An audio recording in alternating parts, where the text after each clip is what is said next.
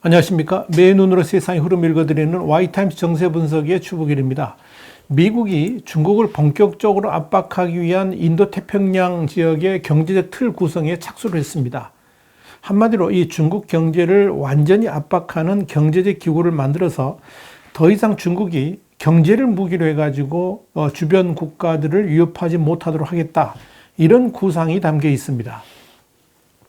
아시아를 순방 중인 지나 러몬드 미 상무장관은 17일 싱가포르에서 열린 블룸버그 뉴스 경제 포럼에 참석해서 이같이 말을 한 겁니다. 그러면서 이번 아시아 순방이 그와 관련된 논의를 시작하고 기초를 놓기 위한 것이다. 이렇게 말을 했습니다.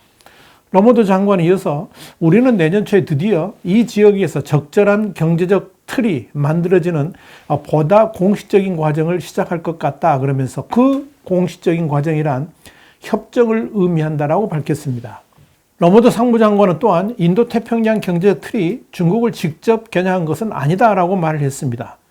그러면서도 인도태평양에서 미국 파트너와 강고한 상업, 경제 관계를 구축하기 위해서다. 그러면서 최근 수년간을 제외하고는 미국은 오랫동안 영내에서 강력한 관계를 쌓아왔다. 이렇게 덧붙였습니다. 조 바이든 대통령도 지난 10월에 인도태평양 지역의 파트너와 지역 경제 틀을 놓고 협의를 시작하겠다. 이런 의향을 내보인 바 있었죠. 자, 그렇다 그러면 이번 인도태평양 경제 틀 출범이 갖는 의미는 뭘까요? 우선적으로 이번 미국 주도의 인도태평양 경제 틀 출범 공표가 조 바이든 미국 대통령과 시진핑 중국 국가주석이 처음으로 화상 정상회담을 한 바로 그 다음날 나왔다는 점에서 큰 의미를 갖습니다. 이건 이번 화상으로 개최된 미중 정상회담에 대해서 미국이 어떤 자세를 가지고 어떤 의도를 가지고 임했는지를 알 수 있게 해주기 때문에 그렇습니다. 먼저 미국의 의도는 분명합니다. 중국과의 전쟁을 원하지는 않지만 그동안에 중국이 누려왔던 세계의 공장으로서의 기득권을 철저하게 리셋하겠다. 이런 의지를 분명히 드러내고 있다는 겁니다.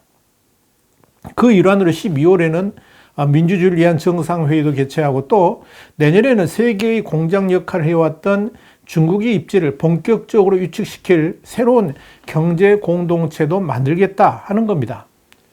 사실 이보다 더 큰 의미는 이 중국이 아시아권에서 경제적 기반을 구축할 수 있는 터전 자체를 아예 없애버리겠다. 이런 구상을 미국이 하고 있다는 점입니다.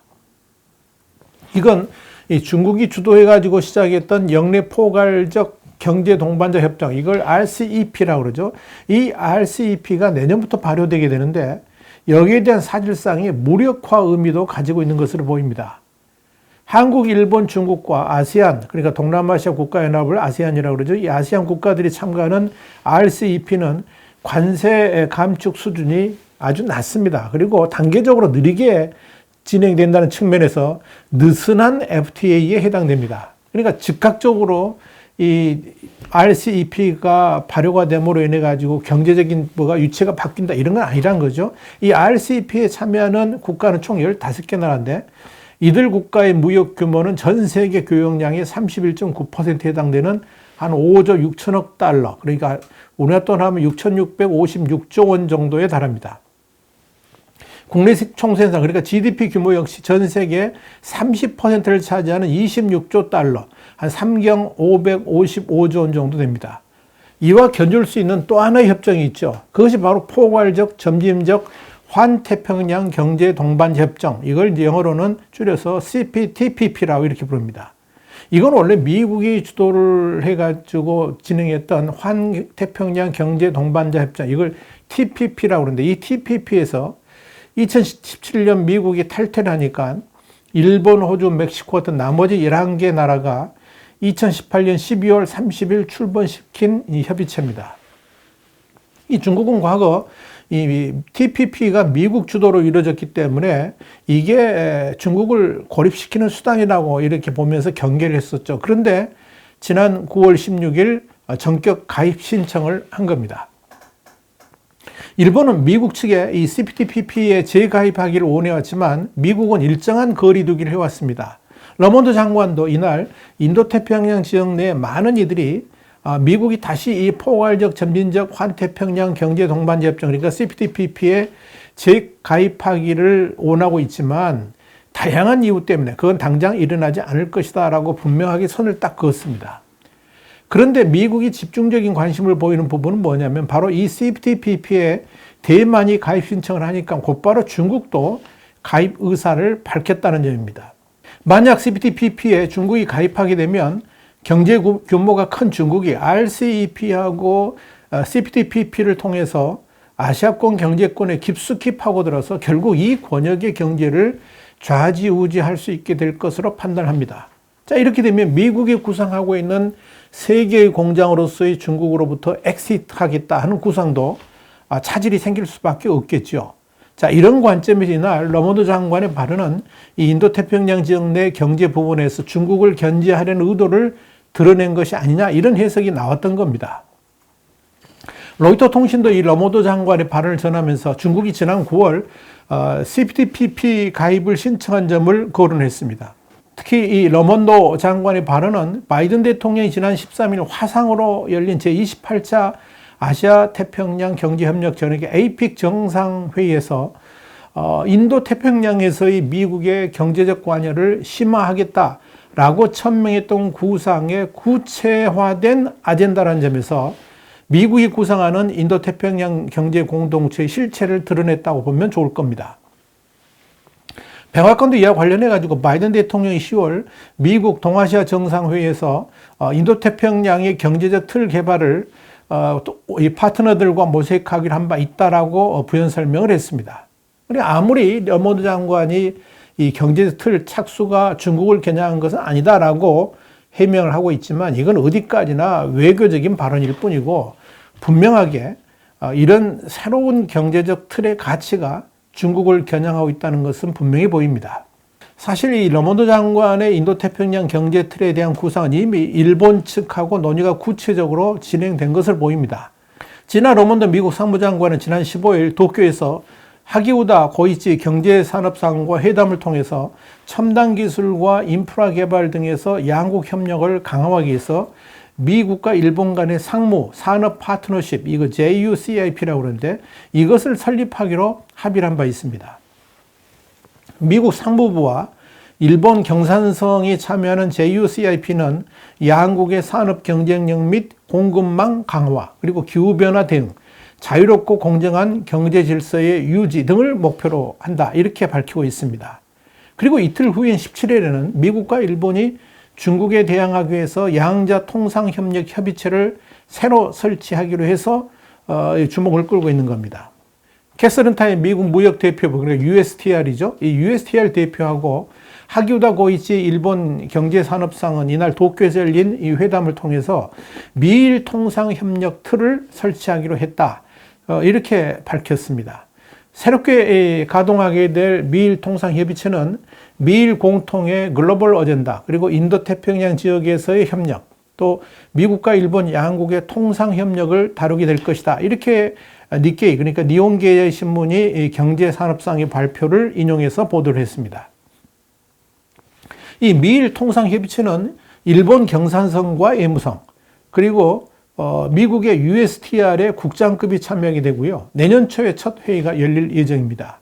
미국과 일본의 통상협의체에 대해서 하기우다 경제산업상은 회담 모두에 이런 말을 했습니다.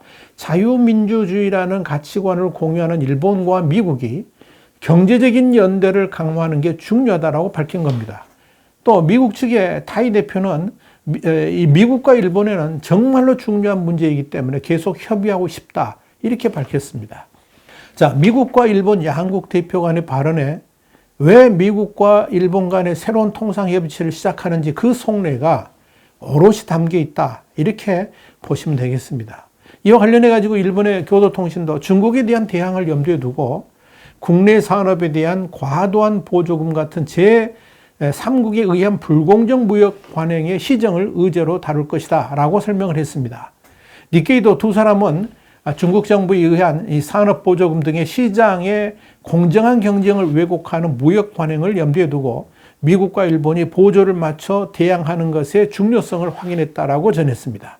사실상 이 러몬도 상무장관의 새로운 인도태평양 경제적 틀 출범 구상은 이 중국에게는 상당한 충격을 줄 수 있을 것으로 보입니다. 이것은 미국이 그동안 중국의 정치적, 외교적 고립 정책을 펼쳤다면 이제부터는 경제적 고립을 추구하겠다는 신호탄을 쏘아 올린 것이다. 이렇게 볼 수 있기 때문입니다.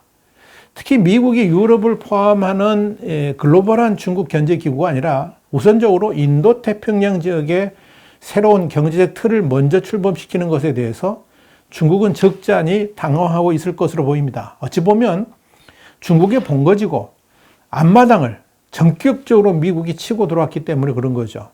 자, 미국이 이렇게 인도태평양 지역에서부터 중국의 경제적 위상 회체 작업에 나선 것은 유럽 지역은 이미 반중국 흐름이 확실하게 잡혔다고 보고 있기 때문에 그런 겁니다. 유럽연합, 그러니까 EU하고 중국 간의 투자협정 체결 무산이 바로 그 증거입니다. 그렇기 때문에 미국은 본격적으로 인도태평양 지역에서의 탈중국 흐름을 주도하기 위해서 인도태평양 경제 틀을 출범하려 하고 있고 그 핵심 작용을 위해서 이미 일본과는 협의를 끝마쳤다 하는 이야기입니다. 이런 미국의 뜻이 앞으로 어떻게 펼쳐질지 주목할 필요가 있을 겁니다. 미국의 새로운 경제 틀은 곧바로 한국에게도 선택을 해야만 되는 순간이 다가오게 될 것이기 때문에 그렇습니다. 당장 타이 대표는 중국의 대항을 겨냥해서 인도태평양 지역에서 가치관을 공유하는 동맹국과 무역 관계를 강화할 목적으로 한국과 인도를 차례로 순방한다라고 밝혔습니다. 이 타이 대표가 한국에 오게 되면 철강 알루미늄 추가 관세 문제의 해결을 위한 협의도 진행할 것으로 보입니다. 미국은 도널드 트럼프 행정부 시절인 2018년 3월에 무역 확장법 232조를 적용해가지고 일본산, 한국산, 유럽산까지 다 포함해서 그렇습니다. 철강 알루미늄 제품에 각각 25%, 10%의 추가 관세를 부과한 바 있는데 이와 관련해 미국은 유럽연합과는 이미 관세 철폐를 합의한 바 있었죠. 일본은 이번에 미국 측과 인도태평양 경제틀 출범을 협의하면서 미국이 일본에 수입하는 철광과 알루미늄에 부과한 추가 관세의 조정을 위한 협의에 들어가기로 합의했다. 이렇게 밝힌 바 있습니다. 자, 그렇다면 한국도 곧바로 이제 협의에 들어가야 되지 않겠나 보여집니다. 앞으로도 우리 와이타임스 계속 추정하면서 여러분께 말씀을 드리겠습니다. 와이타임스 정세분석이었습니다. 다음 시간에 다시 뵙겠습니다. 감사합니다.